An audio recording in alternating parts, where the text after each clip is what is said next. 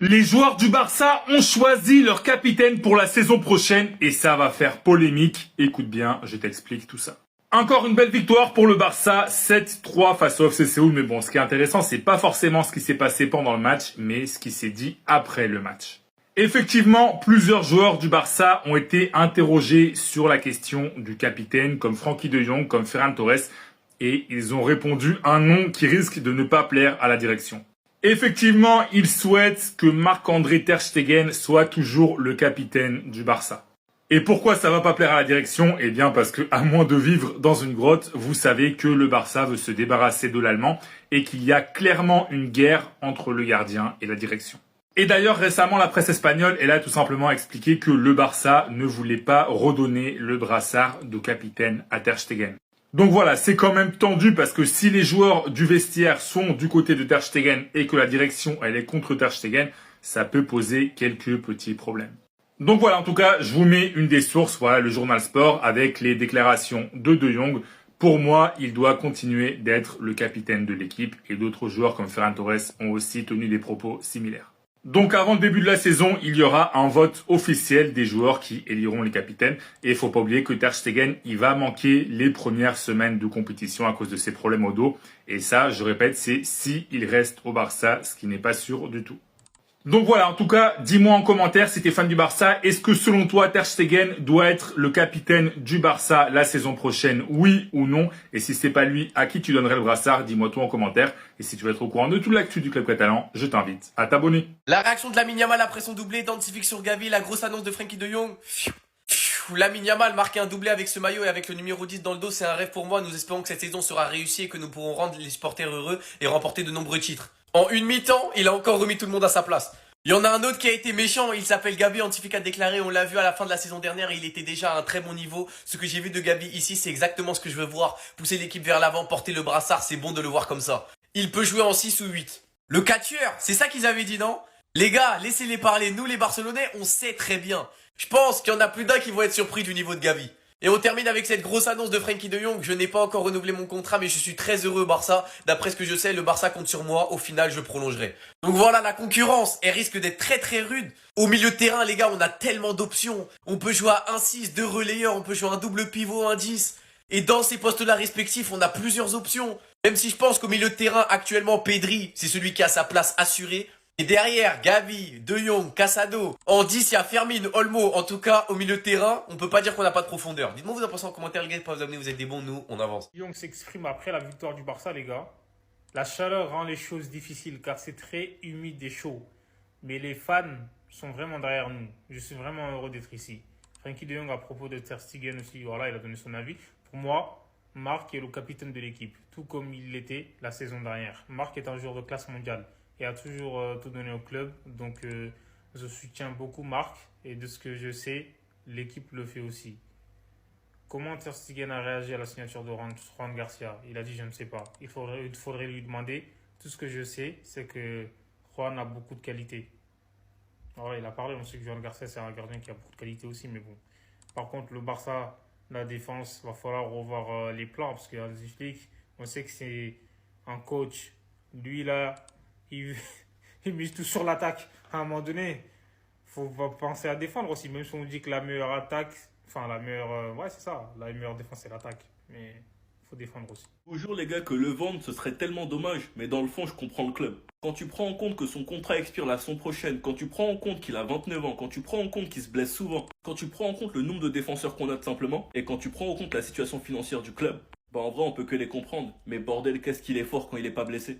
Je vous jure les gars que ce joueur est tellement sous-coté, c'est tellement l'un de nos meilleurs défenseurs. En fait c'est un joueur à son prime, il serait tellement parfait dans le système de flic les gars et ça fait mal. Après dans tous les cas, peu importe, il est sous contrat, le dernier choix c'est lui qui l'a, et il a clairement dit qu'il voulait pas partir, qu'il voulait rester, donc peut-être qu'il restera. Et Christensen sur ces dernières années c'est vraiment un des joueurs les plus sous-cotés.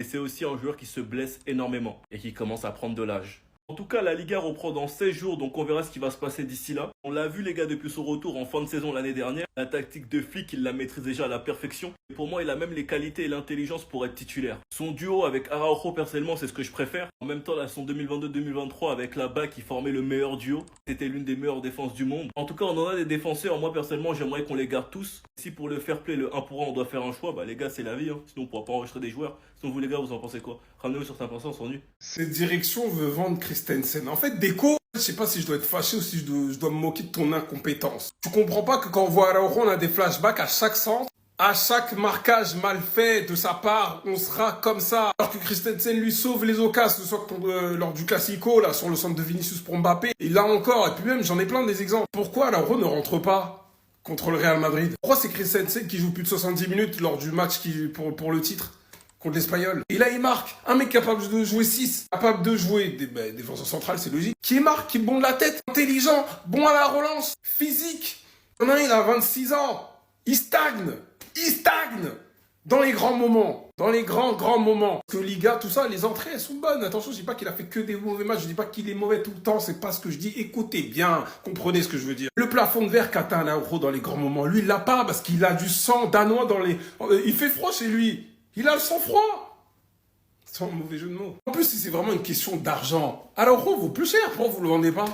Qu'est-ce que vous voyez de plus sur Araujo que vous voyez pas chez Christensen? Bolo Belabisso, dites-le nous. Que Dieu l'épargne des blessures.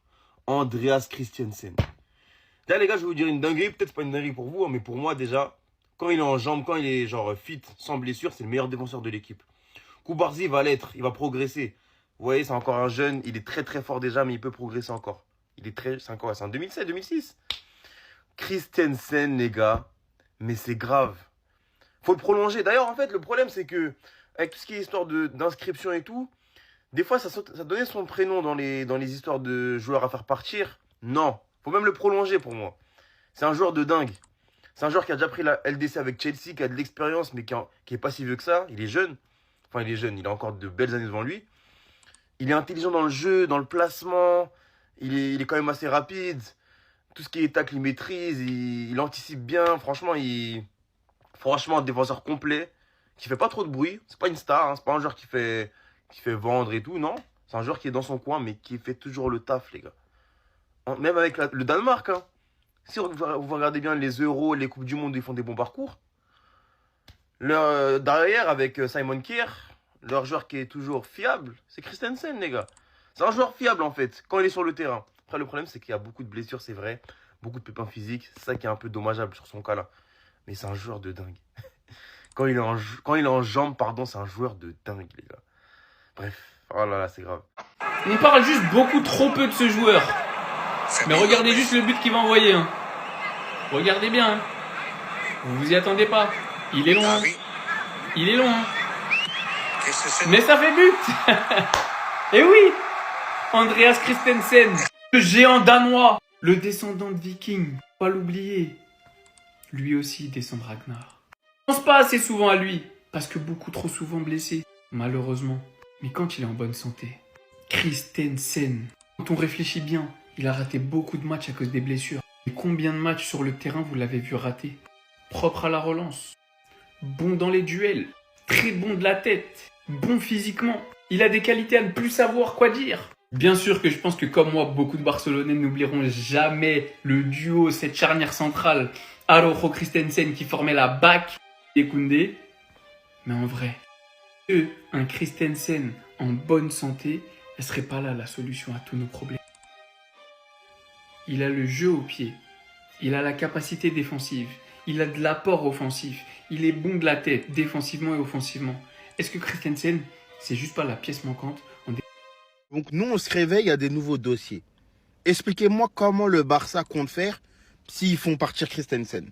Honnêtement, c'est déjà la crise au niveau des centraux, on se cherche. On n'a que Koubarsi et Inigo comme titulaires. T'as Araujo et Christensen parce que Eric Garcia, normalement, c'est juste une doubleur pour Koundé. Bien sûr, il peut jouer en DC, mais le mieux, c'est de l'adapter vraiment à droite. C'est là-bas qu'il est excellent. Donc, pourquoi faire partir Christensen, sachant que tu sais que Inigo, il a 34 ans, certainement l'un des plus vieux de l'effectif. Tôt ou tard, il partira. Il a 28-29 ans, Christensen. Et en plus, il a une intelligence de jeu. Il peut s'adapter au système qu'Hansi Flick a mis en place. Et tôt ou tard, Inigo, il sera pas bon. Et c'est pas Araujo qui va le remplacer, les gars. Je suis désolé. C'est pour ça que je dis que l'information est à prendre avec des pincettes. Parce que je pense que le Barça, ils sont un minimum conscients. Mais si jamais ils font l'erreur, les gars, ça va être la merde pour l'année prochaine. Hein. Quelqu'un qui a repris l'entraînement physique. Quelqu'un qui est prêt à entamer la saison. Parce qu'avant qu'il se blesse, Christensen, n'oubliez pas. Hein, c'est un joueur qui dépanne sur plusieurs postes. Il était bon. Donc moi, je vous le dis, hein, ce joueur-là, il est tellement important, tellement intelligent dans son jeu, qu'il faut pas qu'il parte. Non mais c'est pas possible. Franchement, encore? On va devoir encore laisser un joueur partir. En plus, Christensen, un joueur polyvalent. Et oui, Christensen pourrait également partir du Barça, tout comme Gundogan. Parce que, devinez, encore une fois, qui a mal fait son travail? Et oui, la direction du Barça, on peut toujours pas inscrire Dani Olmo parce que la masse salariale est toujours trop élevée. Du coup, il faut virer encore un joueur et là, la direction pense à Christensen parce qu'en fait, Christensen a toujours la cote sur le marché des transferts, notamment sur le marché anglais. Il y a Newcastle là qui se positionne dessus. Je sais pas ce qu'il en est des autres dossiers, comme Ferran Torres. On nous avait dit qu'il devait aller à Newcastle, mais là, on n'a plus de nouvelles depuis 2 jours. Et aujourd'hui, c'est le nom de Christensen qui sort. Voilà, tous les jours des nouvelles surprises avec ce club.